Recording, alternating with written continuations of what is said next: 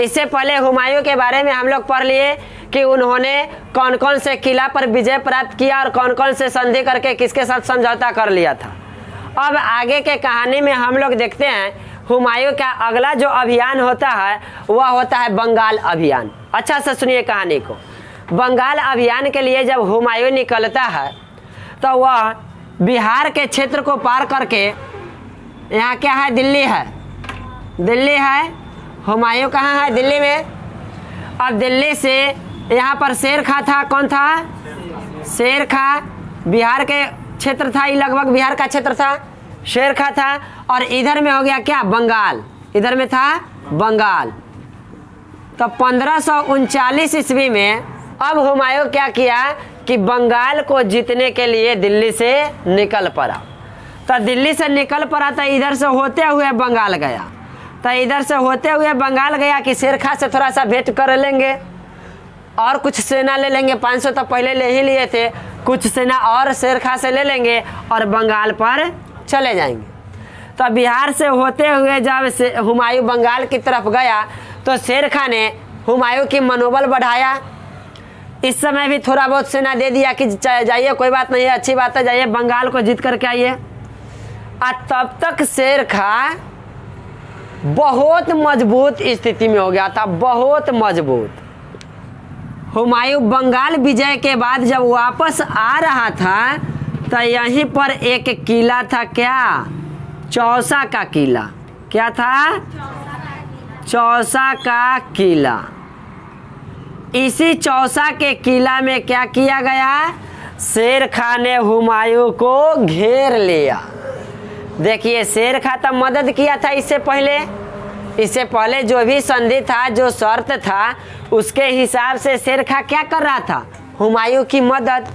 लेकिन शेर खां, हम आपको पहले बताया कि अफगानी था, हुमायूं तुर्की था, दोनों के बीच बहुत दूरियां थी, आंकड़ा बहुत दूरी था, दोनों के बीच दुश्मनी था ही।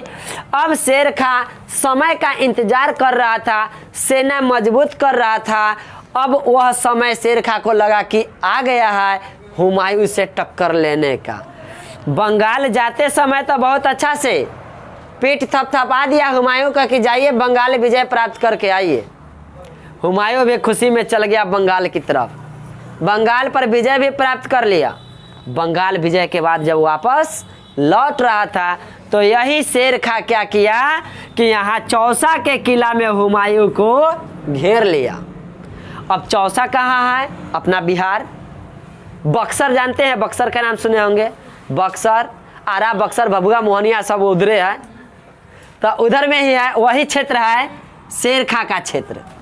हुमायूं और शेर खां के बीच जब लड़ाई होता है तो शेर खां कभी हुमायूं को आगे से वार करता है, कभी पीछे से वार करता है, कभी डर के भाग जाता है।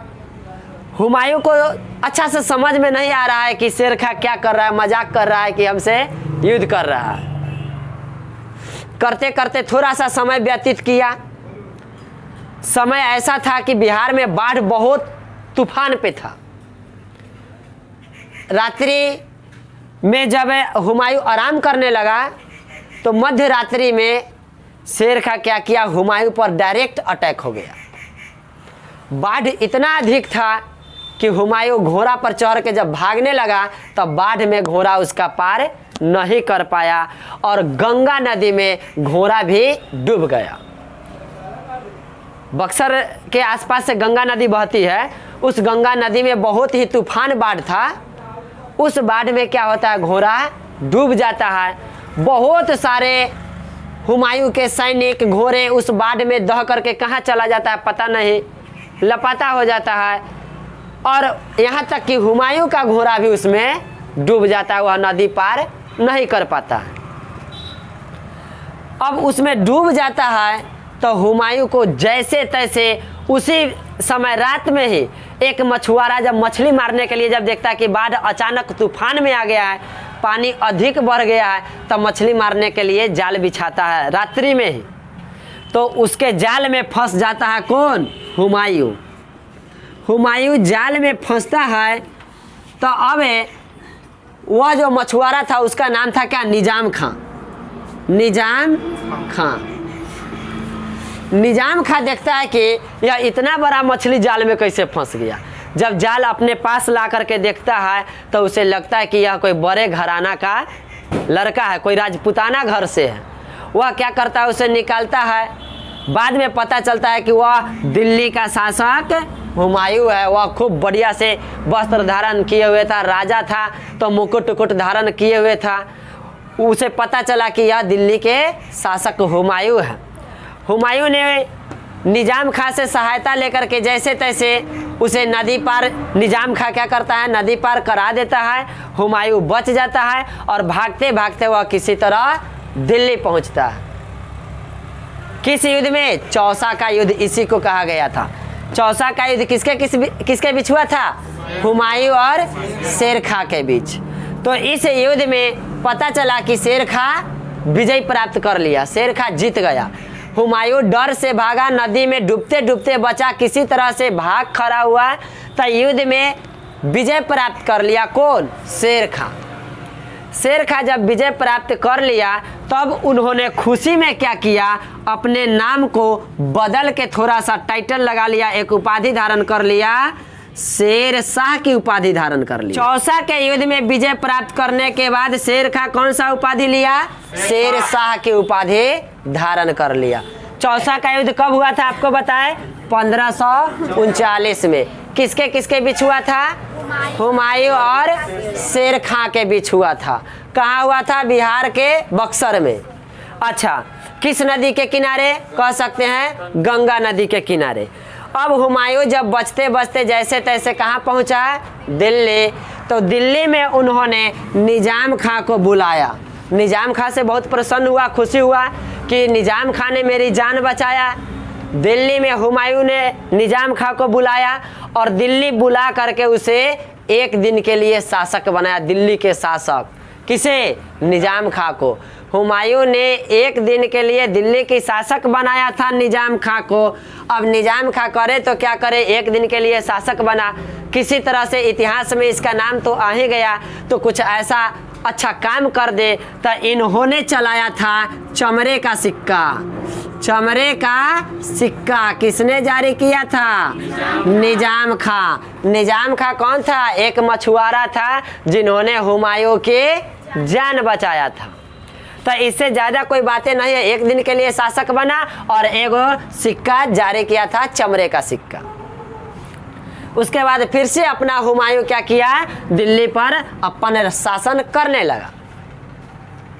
यहाँ से शेर शाह का क्या हुआ? मनोबल बढ़ गया, सेना बहुत मजबूत कर लिया। हुमायूं को चौसा के युद्ध में पराजित कर दिया। हुमायूं डर से यहाँ से कैसे कैसे अपनी प्राण बचाते बचाते भाग खड़ा हुआ। शेर शाह के मनोबल बहुत बढ़ गया, वह उत्साहित हो गया, अपनी नाम में परिवर्तन कर लिया और एकाएक फिर से यह क्या किया कि अब तो हुमायूं को नहीं छोड़ेंगे। फिर से शेर शाह ने अपनी सेना को लेकर के दिल्ली के तरफ चल दिया। और जब दिल्ली के तरफ चल दिया तो यहाँ पर हुमायूं और शेर शाह के बीच एक और युद्ध हो गया बीच में। कौन सा युद्ध? कन्नौज का युद्ध। कब? 1540 ईस्वी। 1540 ईस्वी में कन्नौज का युद्ध हुआ। हाँ, इसको हम लोग बिलग्राम युद्ध के नाम से भी जानते हैं। बिलग्राम का युद्ध, कन्नौज का युद्ध कहे, बिलग्राम का युद्ध कहे। अब इस युद्ध में क्या होता है देखिए, शेर शाह ने अपने पूरी सैनिक को मजबूत करके, सैन्य शक्ति मजबूत करके दिल्ली पर आक्रमण किया और इस युद्ध में क्या हुआ, हुमायूं को बहुत बुरी तरह से पराजित कर दिया। और पराजित करने के बाद दिल्ली के गद्दी पर शेर शाह खुद से यहाँ बैठ गया। शेर शाह दिल्ली के गद्दी पर बैठ गया और इस तरह से दिल्ली में एक बार फिर से अफगान साम्राज्य की स्थापना हो गई। बाबर आकर के अफगान साम्राज्य को खत्म किया था और एक बार फिर से 1540 ईस्वी में शेर शाह ने दिल्ली की गद्दी पर बैठ करके फिर से अफगान साम्राज्य की स्थापना फिर से कर देता है। इसीलिए आपको हम बताए थे कि हुमायूं का जो शासनकाल रहा 1530 से लेकर के 1540 ईस्वी तक लगातार हुमायूं का शासनकाल रहा। अब 1540 से लेकर के 1555 ईस्वी तक इस पर फिर से दूसरी बार अफगानों का शासन चला, जिसमें कौन सा वंश आ गया? सूरी वंश। शेर शाह ने दिल्ली की गद्दी पर बैठा और सूरवंश की स्थापना किया, और सूरवंश की स्थापना करने के साथ ही इन्होंने चौसा के युद्ध में शेर शाह की उपाधि धारण किया था, और इस युद्ध में विजय प्राप्त करने के बाद शेर शाह सूरी की उपाधि धारण कर लिया। अब यह बन गया शेर शाह सूरी, और दिल्ली में सूरी वंश की स्थापना कर दिया। कहाँ गया हुमायूं? हुमायूं को पराजित कर दिया। हुमायूं को दिल्ली की गद्दी छोड़ करके भागना पड़ा, दिल्ली छोड़ के भागना पड़ा। अब वह क्या किया? पहले तो राजा था, अब दिल्ली छोड़ करके भागा, जैसे तैसे भटकते रहा, कभी यहाँ कभी वहाँ, कभी वो भाईकन, कभी वो भाईकन, कभी उधर करके कुछ समय व्यतीत किया। और शेर शाह सूरी उसे खोजते रहा, ढूंढते रहा कि कहाँ मिले उसको खत्मे कर देंगे। ये बेचारा भागते रहा, कभी इधर कभी उधर। जैसे तैसे इन्होंने कुछ दिन तो समय बिताया, 2 वर्षों का समय बिताया। 1542 ईस्वी में इन्होंने भारत छोड़ करके काबुल चला गया। काबुल जाने से पहले इन्होंने अपनी बीवी कौन थी? हमीदा बानो। हमीदा बानो कौन थे? हमीदा बानो। हुमायूं की बीवी थी हमीदा बानो। यह गर्भवती महिला थी। गर्भवती होने के कारण हुमायूं तो इधर उधर भाग रहा था, इसे कहाँ तक ढोते चलता। उन्होंने क्या किया? हमीदा बानो को अपने मित्र अमरकोट में, पंजाब के अमरकोट में इसके एक मित्र रहते थे। हुमायूं के एक मित्र थे बिरसाल।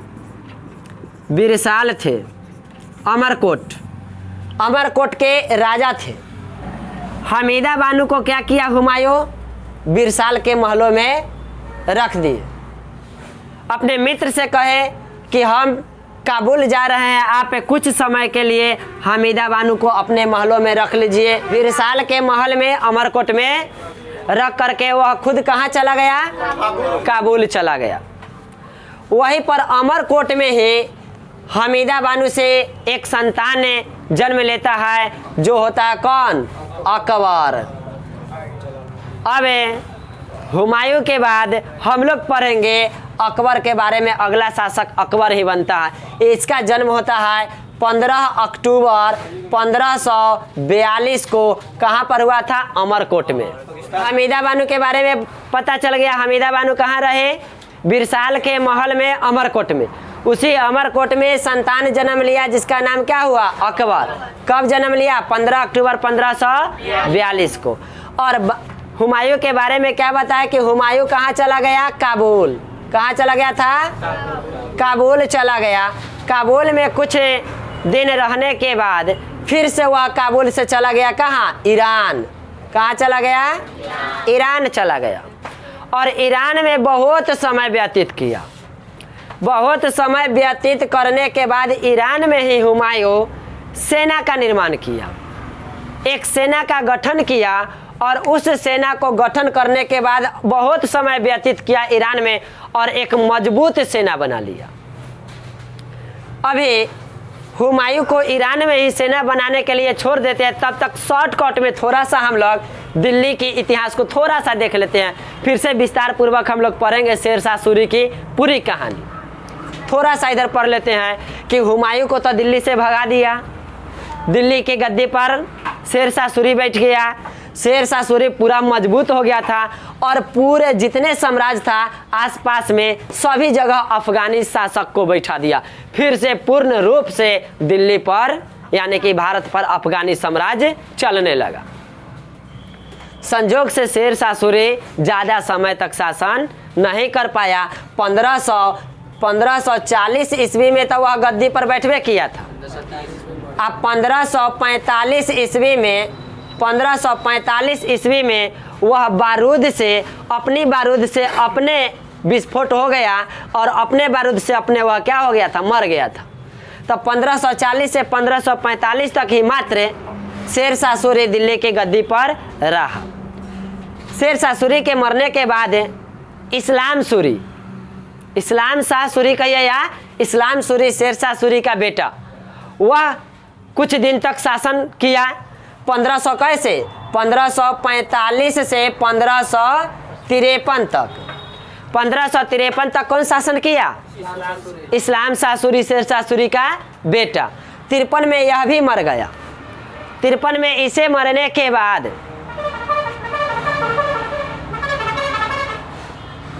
यह दोनों मर गया। इसकी खबर हुमायूं को पता चला। अब हुमायूं सोचा कि अब फिर से हम ट्राई मारेंगे दिल्ली की तरफ, क्या कि मेन तो था शेरशाह सूरी, वो मर गया। उसके बाद उसके जैसा शक्तिशाली उसका बेटा हुआ, अब यह भी मर गया।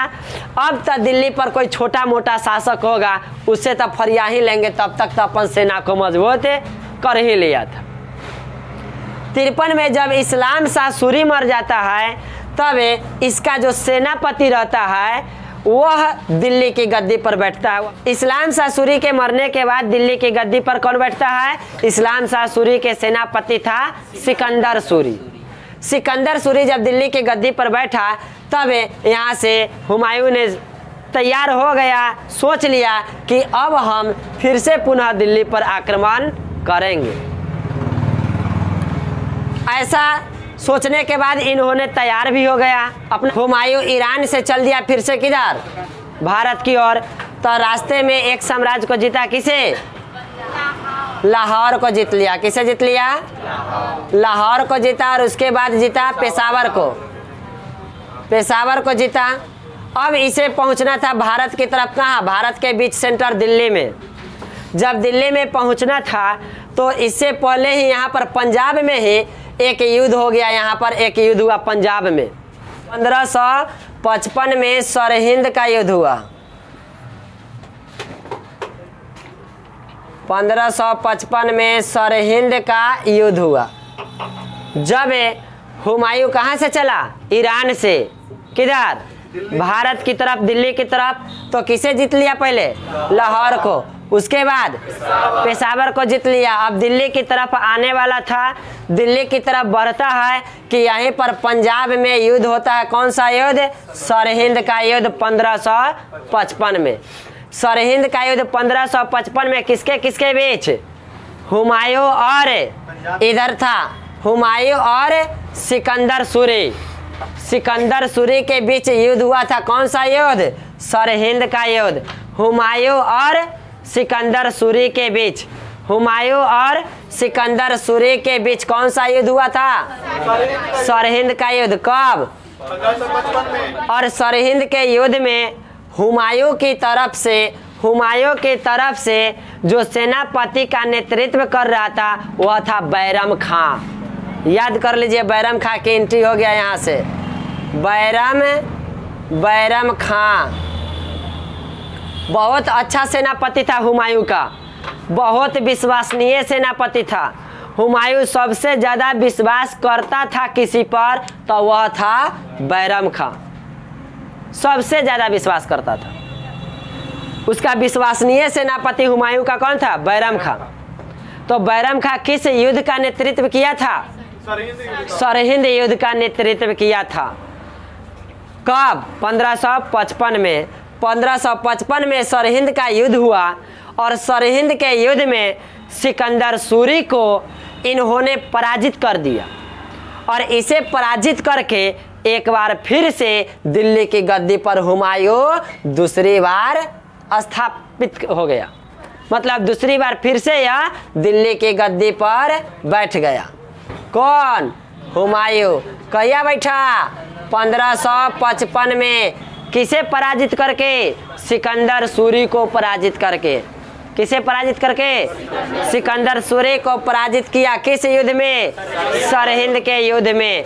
सरहिंद के युद्ध में 1555 ईस्वी में हुमायूं ने सिकंदर सूरी को पराजित करके पुनः एक बार पुनः एक बार दिल्ली के गद्दी पर बैठा और फिर से मुगल वंश की स्थापना तो पहले हो ही गया था, मुगल वंश का शासन यहाँ से फिर से चलने लगा। अब देखिए हुमायूं दिल्ली के गद्दी पर बैठ गया, लेकिन ज़्यादा लंबे समय तक अब यहाँ से वह शासन नहीं कर पाया। 1555 में वह गद्दी पर बैठा और मात्र 1 साल तक ही शासन किया। 1556 तक शासन किया। 1556 में दिल्ली में ही वह क्या किया था, दीन पनाह नगर जो था वहाँ पर एक बहुत बड़ा लाइब्रेरी बनवाले था, पुस्तकालय, और उसका भी नाम था क्या, दीन पनाह पुस्तकालय में ही वह प्रतिदिन जा कर के जब दिल्ली में रहता था तो क्या करता था, कुछ ना कुछ हमेशा पढ़ते रहता था। ऐसे हुमायूं का जीवन ज़्यादातर बीता भटकते लुढ़कते, कभी शांति से वह अपना जीवन व्यतीत नहीं किया। जब से वह होश हवास में आया तब से लगातार युद्ध लड़ते रहा। कुछ दिन अपने पिता के साथ सेनापति के रूप में युद्ध लड़ा। जब शासक बना तब बार बार कभी यहाँ का युद्ध, कभी वहाँ का युद्ध, कभी वहाँ का युद्ध लड़ते रहा। कभी वह चैन से नहीं रहा। जब भी उसे थोड़ा सा समय मिलता था तो वह दीन पनाह पुस्तकालय में जाकर के पुस्तक पढ़ा करता था। 1556 में क्या किया था, दीन पनाह में जाकर के वह कुछ पढ़ रहा था। उसके बाद ऊपर से उतरते समय सीढ़ी से क्या हुआ था, गिर गया था। एक और कहानी है यहाँ पर छोटी सी, कि कहीं भी नमाज जब कभी भी होता था तो नमाज को बहुत महत्व देता था। जब भी नमाज शुरू होता था वह कहीं भी किसी भी काम में रहे, वह अपने पैरों के घुटने तले बैठकर अपना ध्यान लगाता था। लाइब्रेरी जो था, पुस्तकालय था, उसमें से वह उतर रहा था, अचानक उसके कानों में नमाज की आवाज़ सुनाई दे दिया। वह सीढ़ी पर ही क्या किया, घुटने के बल पर बैठ गया। बैठ करके झुकने की कोशिश किया, नमाज में ध्यान लगाने की कोशिश किया कि उसी में उसका पैर उझरा जाता है और सीढ़ी पर ही गिर जाता। सीढ़ी पर से गिरा तो लुढ़कते लुढ़कते सीढ़ी पर से वह नीचे आ गया, घायल हो गया, बहुत अधिक घायल हो गया। और सीढ़ी पर से लुढ़कने के कारण ही घायल होकर के उसकी मृत्यु हो जाती है। तो इस तरह से हम लोग हुमायूं की पूरी जीवनी को आज पढ़ लिए। हुमायूं की मृत्यु हो गई कब, 1556 ईस्वी में।